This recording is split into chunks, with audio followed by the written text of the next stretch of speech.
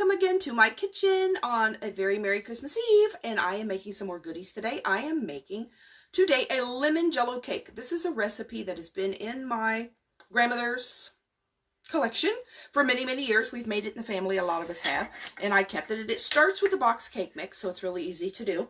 But I want to show you something about this box cake mix real quick. And you may already know this. I didn't realize it till this year. This is the box cake mix you use. You want the Duncan Hines Lemon Supreme. You want this one because this one, you want the one that does not already have pudding in the mix. And if you get Betty Crocker or Pillsbury, you will notice they both say pudding in the mix. You don't want pudding in the mix because you're actually going to add Jello to the mix. So you want the Duncan Hines Perfectly Moist Lemon Supreme. That's the brand because it does not already have pudding in the mix. So this is the one you want to get. But look at this box. This box is microscopic.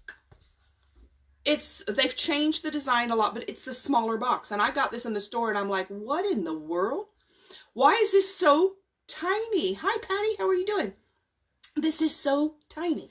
So I looked at it and I thought, now I know that this isn't as big a cake mix as it used to be. So I looked it up online. Apparently several years ago, they reduced cake mixes from 18¼ ounces to 16¼ ounces. And I never realized it because apparently they kept the boxes, but they just reduced the amount of cake that was in the box. And I noticed making this recipe that it really looked so small. I'm like, why is it small? And it's not turning out quite right. I mean, it still tasted fine, but this wasn't turning out quite right. When I got this little teeny weeny, looks like a baby box in the store, I was like, oh no, they are not putting nearly as much ingredients in this box. And this box, if you look at it, is now 15¼ ounces. They originally were 18¼ ounces. This is missing 3 ounces.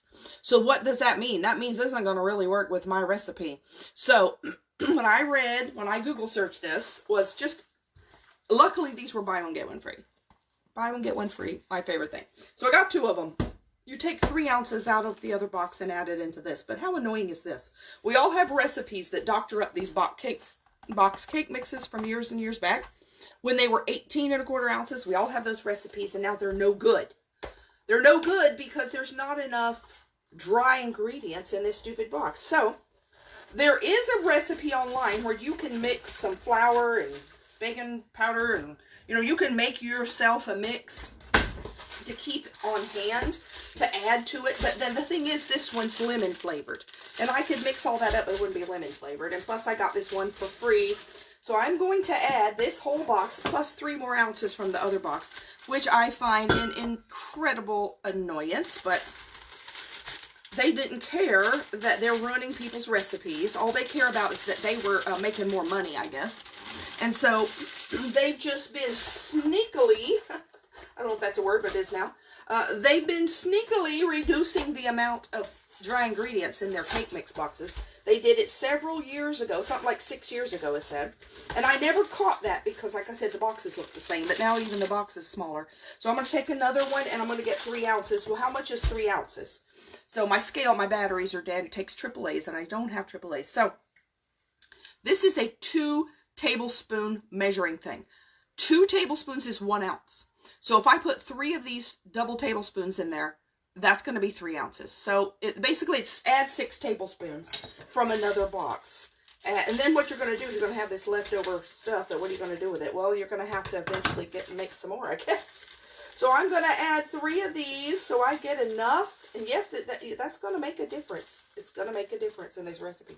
So there's 1, because I've noticed they weren't the right size for years now. 2, apparently 6 years. And 3, this gets this back up to the volume of what it used to be originally when this recipe, whoever made this recipe, I don't know, but it will get it back up to its original volume. And hopefully this is going to turn out the same, because I had noticed that it got done so much faster than the recipe said it was going to get done. I don't know, like, why is it done so fast?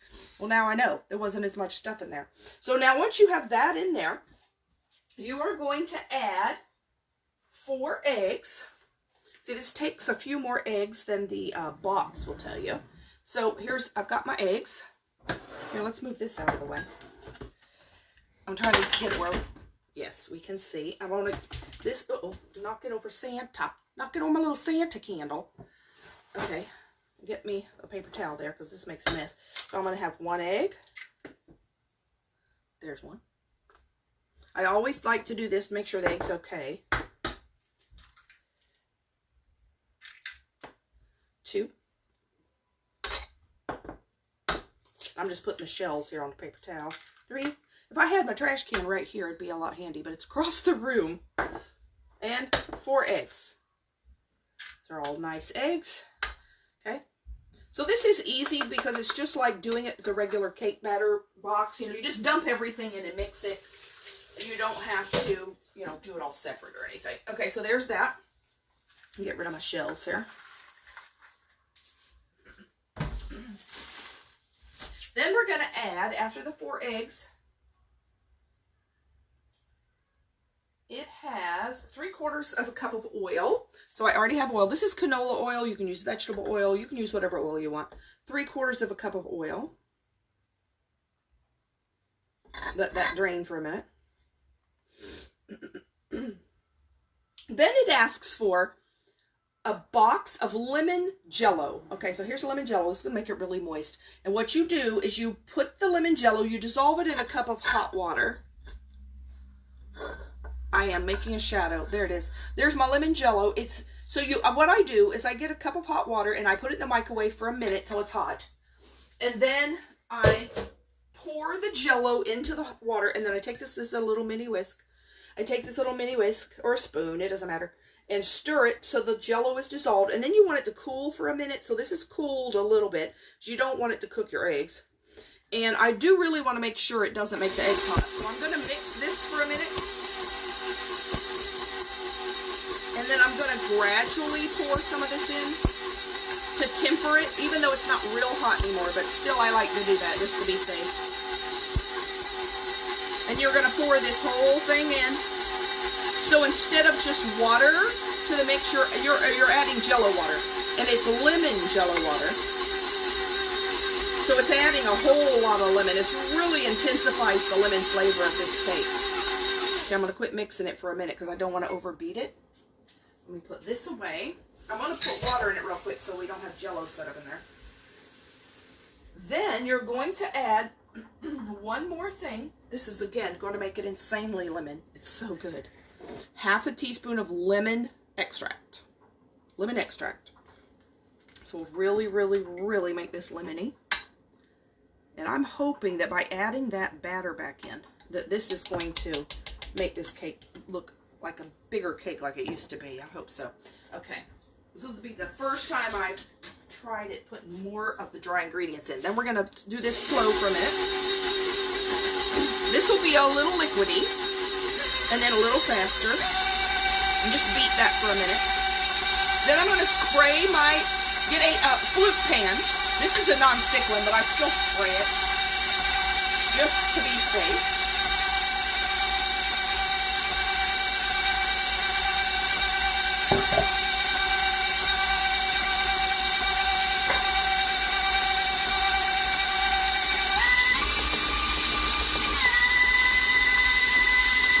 And if you like lemon, this is really good. Okay, so that's pretty good right there. Now, see how easy that is. So simple to beat this up. Then, I've got a whole lump of batter right there that is sticking to this beater. So I'm probably going to put this in here and beat it again for a minute because it's got a whole little dry lump right there. See how it's dry? Little sneaky batter sticking to the beater. I want that all in there, man. I went to all that trouble to add that extra dry in. You better believe I'm going to make that work for me. You better get in there and work right.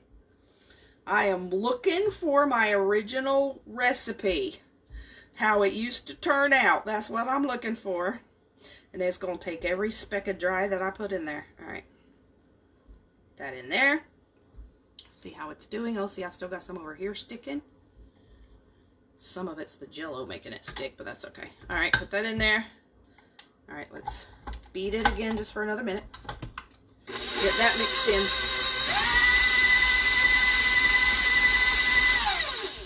mix it.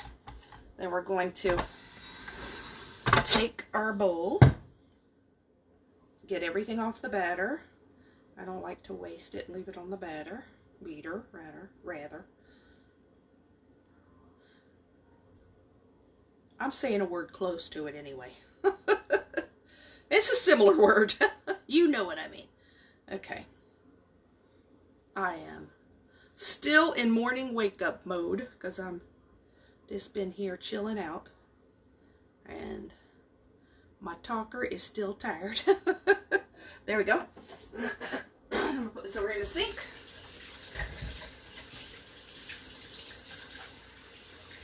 Now, if you have a tube pan and you want to butter and flour it instead, you can do that. But this is non-stick, so I don't ever have a problem with it. So I just spray it for a little extra non-stick, and it's perfectly fine. Then I'm going to take a spatula, and I'm going to pour all this in around the pan. Whoa! There was something funny in there. It was a crumb. Yep. What is that little crumb? Here, let me get that off my hand. I just suddenly saw something in there. Somehow picked up a cookie crumb. Okay, here we go.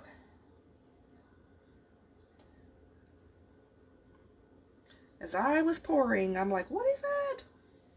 A little weird cookie crumb in there. Okay.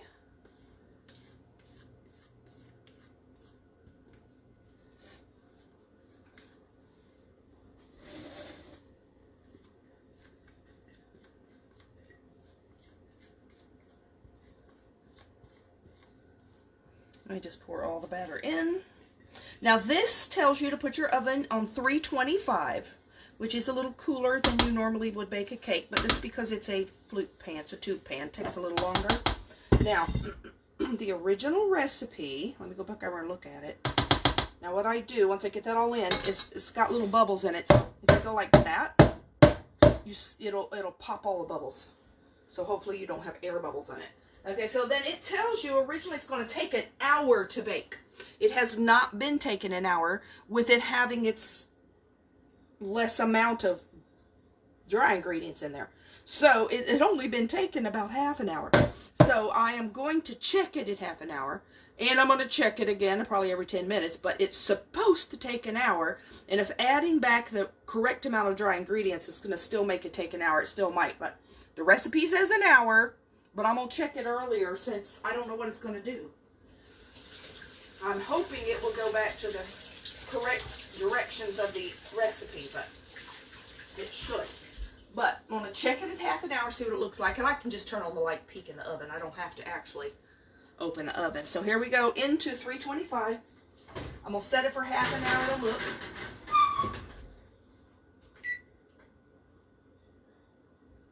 There's my half an hour. I'm sure it'll take more than half an hour. It'll probably take at least 45 minutes, but it may take the whole hour this time. Okay, so then that is ready to go. Now what I'm going to do is for when this is done, I've still got 2 batches of cookies to make.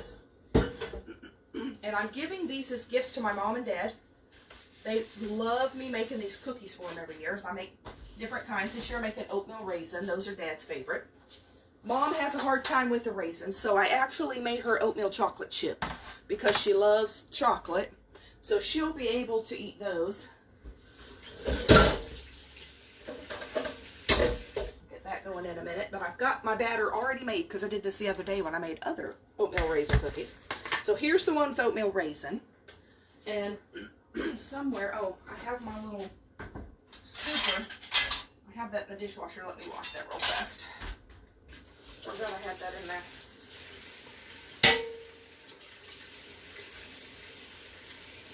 Clean that up and had those Oreo cookie balls on there. Oh, by the way, I tasted the Oreo cookie balls. Oh, are they fantastic. You know, had the taste test. You should make those. They are so good. Here, let me show them to you. They're in the refrigerator. I like them cold, actually. I tried at room temperature and I tried it cold. I like them better cold. They're wrapped, but look, they look like chocolate truffles. It's a little glary, I know, but Oreo cookie balls. Oh, make those. So simple, so tasty. And my cheese ball from yesterday is in the refrigerator too. So I got my cheese ball here, all wrapped. This is just rolled in cracker crumbs because I don't like nuts. And then here is my, this is old. This is really old. It's a cheese, it's hardly ever been used. It's a cheese tray, I guess. You put your crackers here. Comes with a knife attached. Apparently you can't allow anybody to escape with this because it's attached.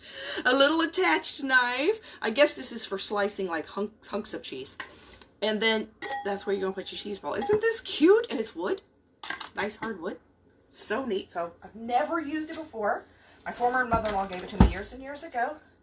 And I've just never made a cheese ball. I always thought about it, just never did it. This year, yes, I have done it. So when this cake is done, we will put a glaze on it. So basically all you do is you get some powdered sugar and put a little lemon juice in it and pour it over the cake. I like to do it kind of thick so it doesn't run all off on the plate. That happens a lot. So I'm going to go ahead and put these cookie balls here. They will flatten out and make regular cookies. I'm going to go ahead and put them on the trays because it's a little chilled and I don't want it to be cold, but I do want to go ahead and make them. And if I go ahead and set them out now, I think they will go ahead and be ready to go when this cake is done.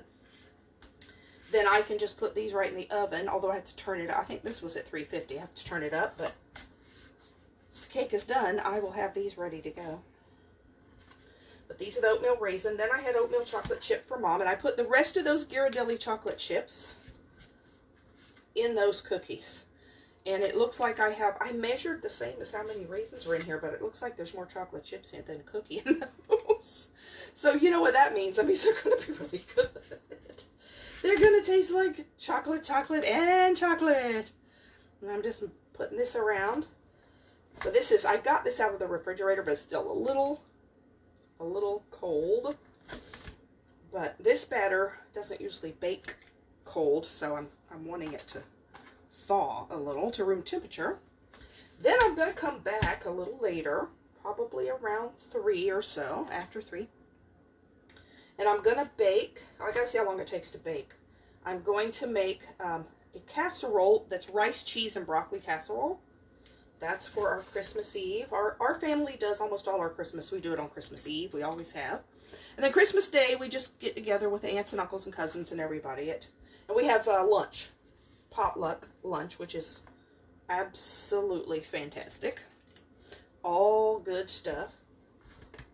More food than you can imagine. And all really tasty. Everybody in the family is a good cook. Everybody. Everybody has specialty recipes that they make that we look for every year. Everybody will say, where is so-and-so's this item and where's so-and-so's that item? And I'm making for tomorrow creamed carrots, which was my mother's kind of the specialty thing that she made. Everybody every year said, where's your creamed carrots? They're so easy to make. Hardest part about it is you got to peel carrots. So once you peel the carrots, and they don't taste as good, it does not taste as good or turn out as good as if you use the pre-cut ones. Because they're kind of drier, and I think they have a coating on them. It just doesn't absorb the cream very well.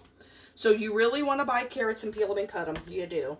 And I just take it into the living room, sit there and watch TV, and do it while I'm watching TV. So it's not hard on your back or anything. It's real easy to do, because I just do it while I'm sitting down. Peel all the carrots and cut them. And I've already got that done. See, I did you can do that the day before. So I've already got that done. And then, one more cookie for this tray. Then you boil them for like 10 minutes. Drain off all the water. Pour on some half and half just to almost cover them. Almost cover them, not quite. And then you simmer that without a lid for about an hour, 40 minutes to an hour, till it gets thick. The cream is thick. And then they're done. And they are so good. Okay, so here's this batch of cookies. Now we're going to take the other tray. I just love these huge trays. I got these at Walmart. They're an air pan. It's called what's it called? Air Bake. It's called Air Bake. It's 2 layers of metal. So there's one on top and one on bottom. And then there's a layer of air in between. And what that means is your cookies will never, never, never burn. Because it doesn't, the direct heat doesn't get to the bottom of the cookie. And they make good cookies. Here we are, oatmeal Ghirardelli chocolate chip. Oh, those are going to be so good. And it, like I say, it looks like there's more chocolate chips than cookie, but I don't think that will make her unhappy. She would probably rather have just the chocolate anyway. But especially with putting these chocolate chips, you really don't want them to burn on the bottom. They would just burn. So I'm going to put all of these. I love doing this with this little miniature ice cream scoop because it measures them all the same. And this is one that measures a 1 tablespoon size. I also have one somewhere that measures a 2 tablespoon size. I don't know where it is, but it's here somewhere. But this, I like this size anyway. That way you can just eat a small cookie if you want to. And then if you want more, you just eat 2. So it gives you the option, if you want to restrain yourself, you can just eat 1 cookie. 1 smaller cookie. And it's not that tiny. It's really an average size cookie. Okay, I got so many chocolate chips right there. It doesn't want to divide. There we go. Ooh, that one's going to be all chocolate chip. Come on, get there. There we go. I probably should have put less chips in here, but I'm telling you, this is going to make some chocolatey cookies. This is going to be like a candy cookie. I don't know that that's the best thing for you, but it is going to be tasty. Got to look for some more batter. There it is. Got so much chocolate chip in it. Okay, here we go. And it's a little cold. That's why I'm having a little hard time with it. But that's why I'm going ahead and putting it out now. When it's time to put them in the oven, it won't be cold batter anymore. Because the recipe times this. This is not a batter that tells you to chill it. So the recipe is timed based on room temperature batter. So I'm trying to get this back to room temperature batter since it's how this one works. I suppose you could always deal with it and try to figure it out, but I don't want to do that. You have to guess, has it been long enough? Has it been long enough? That one's a little small. There, oh, get back here. He's escaping. I'll put that one there too. There, he's bigger now. Okay. I'm just pushing this in here so we'll have enough. There we go. Just trying to make sure that it's kind of the same. So we will have enough in there to work. Because if you make your cookies all the same size, they'll bake more evenly. You know, they won't have one that's super done and one that's raw. So you do want to try to make them the same size. They bake more evenly that way. So many chocolate chips. I may just have to start eating these chocolate chips. I don't know. Get back here. I love these little chocolate chips because they're like little chocolate wafers. Aren't they cute? They're like bigger, flatter looking than the other kind. I like them. Ghirardelli 60% cocoa is what that is.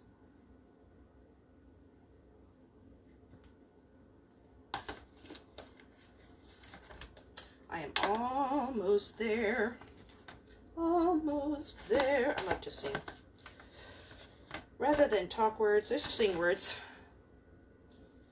Okay. Couple more and that will do her. Okay, one there. And, well, it did turn out to be about the same amount here. A few more cookies it made. Okay, she really got the bonus, I think, with these extra chocolate chips in here. There they are. Just got to make sure I don't mix up who gets what box. Ta-da! There we are. Okay, so I'm going to go. My cake is a baking. My cookies will bake next, and then I will come back. I also need to do my makeup, so I'm going to come back and do my makeup too. And then I will do my, I'm going to be just, I mean, I have nobody else here, so I might as well talk to you. I'm going to come back and do my makeup and then do my casserole. Then I shall be ready to go. Good night, or goodbye. Good afternoon. See you soon.